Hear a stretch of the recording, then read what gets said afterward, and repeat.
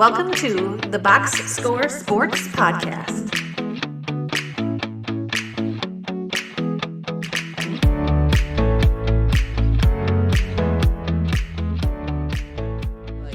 Okay, we'll move on. Let's go talk about losers. Let's go to losers. Let me start with my first loser, and then we'll get to yours. I'm gonna just say the Clippers. Clippers are losers. Um, I'm not totally against. So they did sign. I just want to put this out there. Like people change. The Kevin Porter Jr. is a little weird of a contract. But that's not why they're losers. I mean, it's hardly a contract. It's a high risk. It's a low risk, high reward move, right? He's like 25, whatever, and he had moments as a Rocket. I'm not worried about that.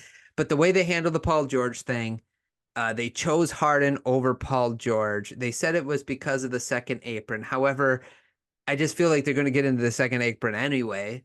So I don't actually think it's that, honestly. I think that's just an excuse. And you actually you were making this excuse before you signed James Harden. So it was like, so you chose Harden over him. I don't some of the players they had, I like Derek Jones Jr. He'll be fine on that team, but the other players are just not impressed with who they added this offseason. And you like they lost Paul George. Batum's up over the hill. Who knows what Chris Dunn is anymore?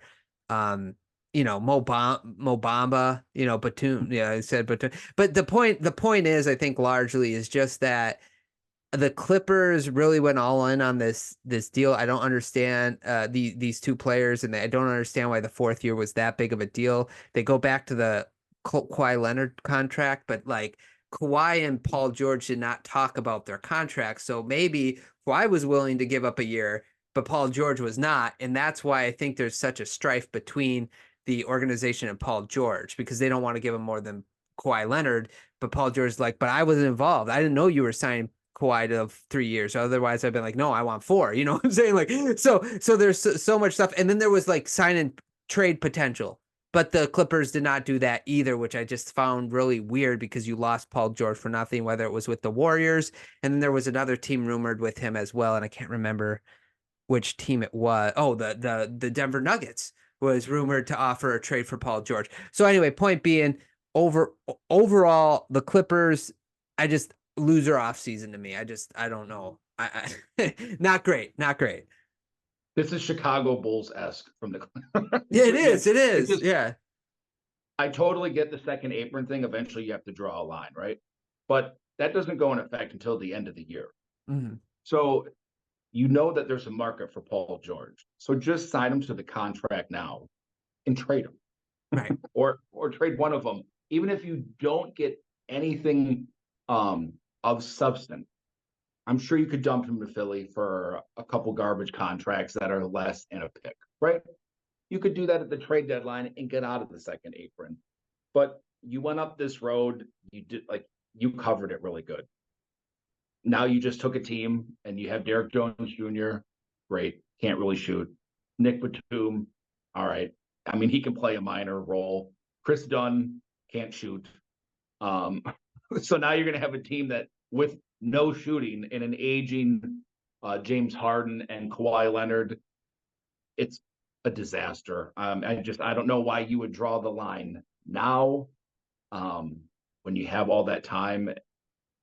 And these guys, again, you pay James Harden with a player option. So you've kind of tipped your hand that you're done with this team, but you don't really have anything to replenish your picks. So I think you would just want to keep Paul George to get a pick or two back to at least make it palatable. But you've definitely lost. I saw a rumor that they trying to get like Miles Bridges on some kind of sign and trade.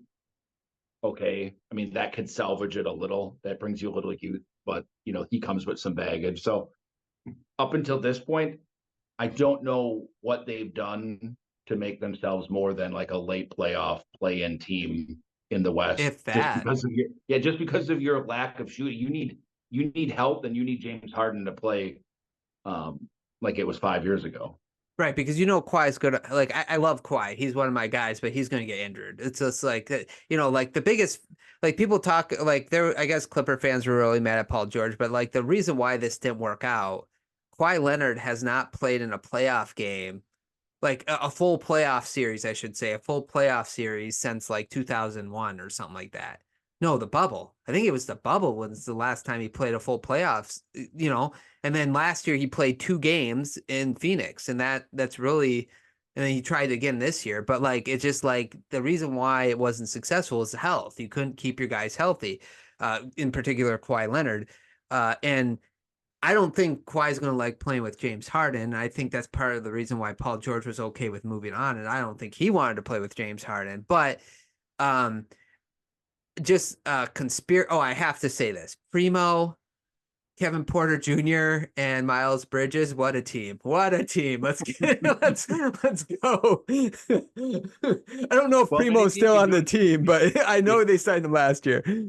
yeah, if any team can do it, it's the Clippers because they kind of fall into irrelevancy in LA. But it just seems like a missed opportunity, and that doesn't even count like what you gave up for the PG trade. That's like the past of the past. You can't go back. But at this point, it just seems weird that now you would draw the line and not at least try to play it out and get anything for Paul George 6 months from now or halfway through the season.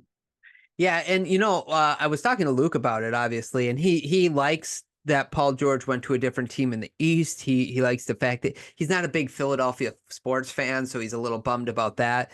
But he said it's really a perfect situation. But he had an interesting take. I think he might be right too. It could be that the Clippers just know it. They know it's over, and they're going to end up by the trade deadline looking at their roster, looking at their team, and they're going to be like 23 and 22. They'll be like, let's just get as much picks as we can. Let's trade Kawhi Leonard. If Kawhi Leonard's healthy, there's going to be a team out there that's like, oh man, we would love to put Kawhi Leonard on this team because we know how good he can be healthy. Some of these other players too, like Norman Powell, like they might just like throw everybody on the trade market and just try to replenish all the picks that they can, just similar to what Brooklyn did when Kyrie and Kevin Durant and James Harden kind of went AWOL. It doesn't make up for what you lost in Paul George, but it would make a little bit more sense if they're like, okay, this team is just it's hit its ceiling. Because I look at this team, it's at best a play-in team, at best right now, and that's the problem. In the West is so deep, so they might have just hit a realization point, like, hey, we'll just trade everyone before the deadline. That's what we'll work on. If they didn't, I think they will when the season gets going. Yeah, yeah. I think it'll hit them fast. Minus, again, they pull a rabbit out of their hat of like, oh, hey, we're decent, but we can't keep up with these other teams. Yeah, good point. Okay, anything else on the Clippers? No, I think we hammered them enough. Okay, and I'm still rooting for Kawhi. I always kind of like the Clippers because of the 5 years. I kind of was rooting for them, but yeah, at this point we know where they're at. Okay, give me your first loser. At this point, I'm going to go with the Knicks. Not because interesting. not because they've like, they haven't done anything, but they made that big trade and then they lost Hartenstein. So that's a lot to give up for now. What do we have size wise? You have your core guys, but you need a center. Mitchell Robinson, I don't think you can rely on Mitchell Robinson at this point. He's a beast when he plays, but I think he can only play limited minutes. And defensively, I don't know if you want to, for long stretches, play Julius Randle at the 5. And I don't even know if Julius Randle wants to like hang around. Like he's kind of like the odd guy out with all these Villanova guys on the same team. So they can still salvage this. I mean, there's still time. They haven't actually made the Bridges trade yet because they gotta send more money out. Like I think they're one of the teams everyone's waiting on too. Some of these free agents to finalize that trade and what they can add to it or get more out of. But at this point, to give up all those picks and then lose your center, which I know it made it a little harder, but it just feels like at this point they got to do something else. Otherwise, I would put them behind the Bucks.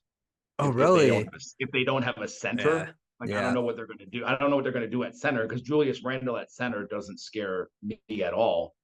Despite the other guys, it'd be like the equivalent of like, hey, we have a great team, but Bobby Portis is our center. Like, well, awesome. If we get into the paint, it's a layup. So I think without defensive center that you can count on. Feels harsh to give up 5 first-round picks at this point. So with that, obviously you're also banking on the history of Mitchell Robinson, right? Which he's injury ridden. He doesn't play a lot. So the move then is probably like you trade Randall and something for a legitimate center then to have as the starter, and then you have Mitchell Robinson as the backup kind of thing. That would make sense.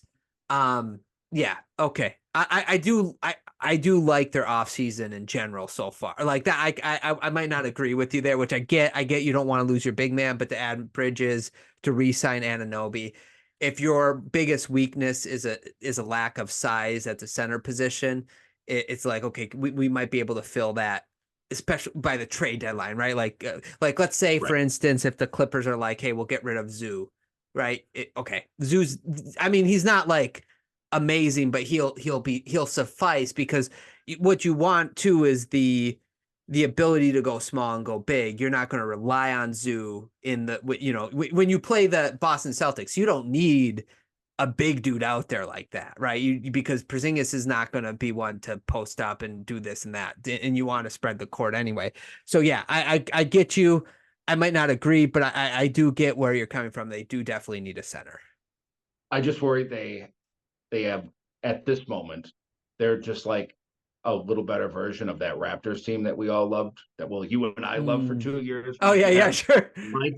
You have like size. I mean, some of these players are a little better, like Brunson is better than Van Vliet, I think, but like you just have like these like size players. You're like, oh, this should work perfect, but you're like, yeah, but we don't have any size now. Like that's what worries me. Like, sure, you don't need a big center against Porzingis, but like the Celtics are big. And if you don't have that size, like, okay, like you're going to put Julius Randle on Giannis down low. Like, I think he's going to get 30 rebounds. And so that's what worries me about as it stands right now is like, yes, you have all these players, they're all small. And without that one big, like Zubac would be perfect. Like if you could throw him in there, great. Then in most matchups, you don't have to be like, oh, we're just going to get hammered on the board, or they're going to have to keep crashing the boards, and then you have no fast break and you have to like grind it out half court offense for a whole game. Yeah. Well, look at you, like Tobias Harris to start out the winners, and now we got the Knicks to start out the losers. Look at you. Okay, let me go to our second loser. I'm gonna go Warriors. As of right now. Thanks so much for watching this clip of the Box Score Sports podcast. I hope you guys enjoyed. If you haven't yet, please subscribe to our channel. Follow us on Instagram and Twitter or X, and we'll talk to you guys real soon. See ya.